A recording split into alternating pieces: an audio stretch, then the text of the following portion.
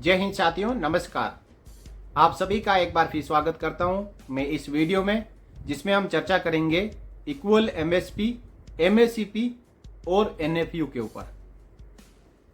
काफ़ी दिनों से इक्वल एमएसपी की जब भी मांग उठाई जाती है तो इसके साथ साथ एनएफयू की मांग भी उठाई जा रही है। क्या है एनएफयू? कौन मांग उठा रहा है? किस लिए चाहिए एनएफयू? इसके बारे में मैं आगे विस्तार से बताऊंगा। उससे पहले मैं आपको ये बताना चाहता हूं कि 6 सितंबर 2023 को सुनवाई से एन वक्त पहले 3 सितंबर 2023 को एक ट्वीट आता है कर्नल मुकुल साहब का, जो कि कानूनी मामलों में अपनी जानकारी रखते हैं।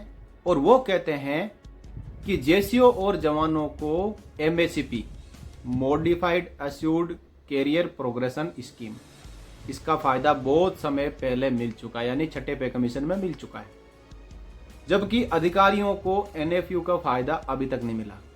क्या है एनएफयू? एनएफयू मतलब नॉन फंक्शनल अपग्रेडेशन।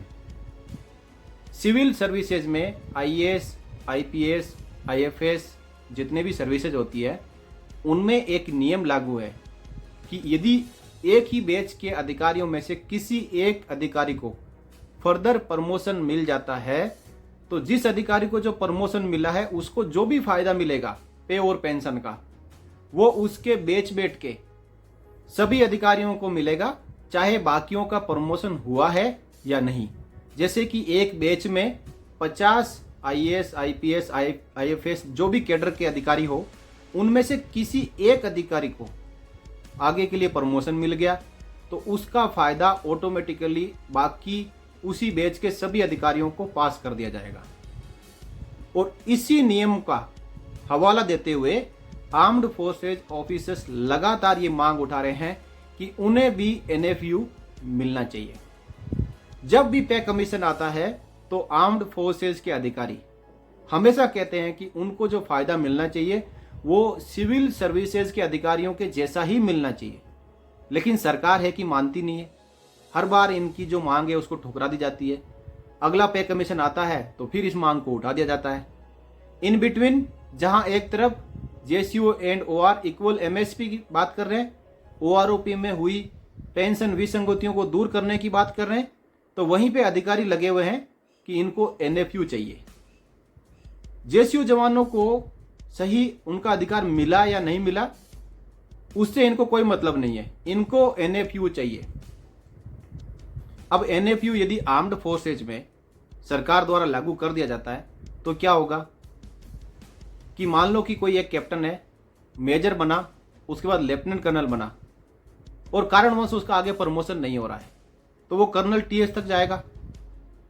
उसी कर्नल टीएस का कोई बैचमेट है, वो यदि जनरल बन जाता है तो इस कर्नल टीएस को भी उस जनरल का वेतन मिलेगा, उस जनरल को मिलने वाले पूरे भत्ते मिलेंगे और रिटायरमेंट के बाद में ताउम्र उस जनरल के बराबर ही इस कर्नल टीएस को पेंशन मिलेगी।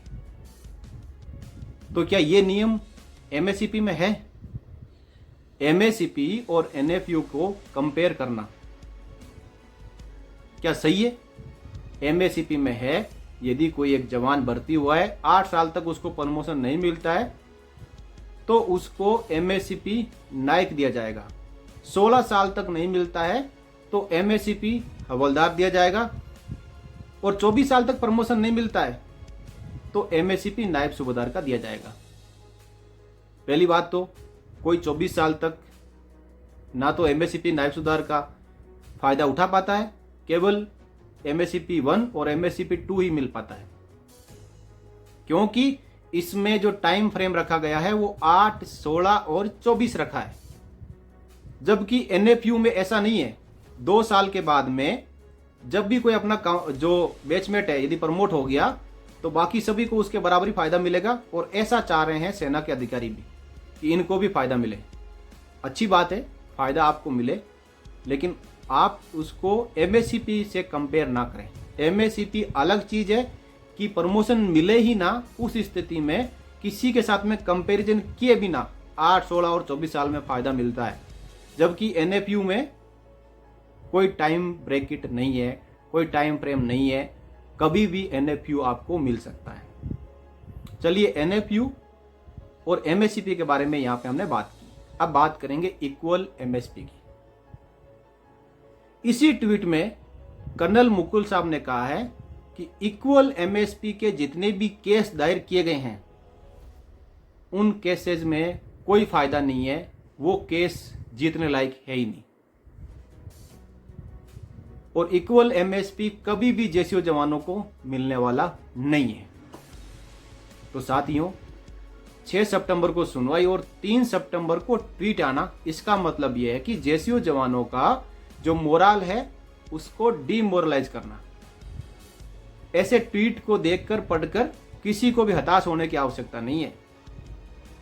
इक्वल MSP का केस बहुत ही मजबूती के साथ में लड़ा जा रहा है और कोर्ट भी इस बात को मान रहा है कि हां, यहां पे बहुत बड़ा भेदभाव है। जेसीओ जवानों से ऑफिसर्स का MSP 3 गुना कैसे हो सकता है? 1.5 गुना या 2 गुना हम मान सकते हैं। 2 गुने से ज्यादा किसी पे में, पेंशन में, भत्तों में कहीं पे भी डिफरेंस नहीं है।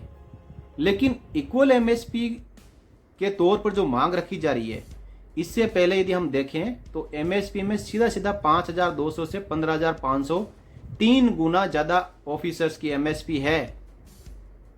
तो ये गड़बड़ी नहीं है तो क्या है? MNS को बीच में इंसर्ट करके, बीच में घुसा के, और जो गैप किया गया है वो बिल्कुल ही गलत है। जेसीओ जवानों को लगातार इस मांग को उठाया जाना चाहिए और आपको एक दिन, मैं तो कहता हूं कि यदि ऐसा ही चलता रहा तो 2024 से पहले पहले आपकी मांग को सरकार को मानना ही पड़ेगा और इसमें जेसीओ जवानों की अवश्य जीत होगी। बस रहना है तो एकजुट रहना है, जेसीओ जवानों की एकता को बनाए रखना है और जितने भी बीच में जो रोड़े आते हैं उनको साइड में करते चले जाना है यदि फायदा चाहिए तो।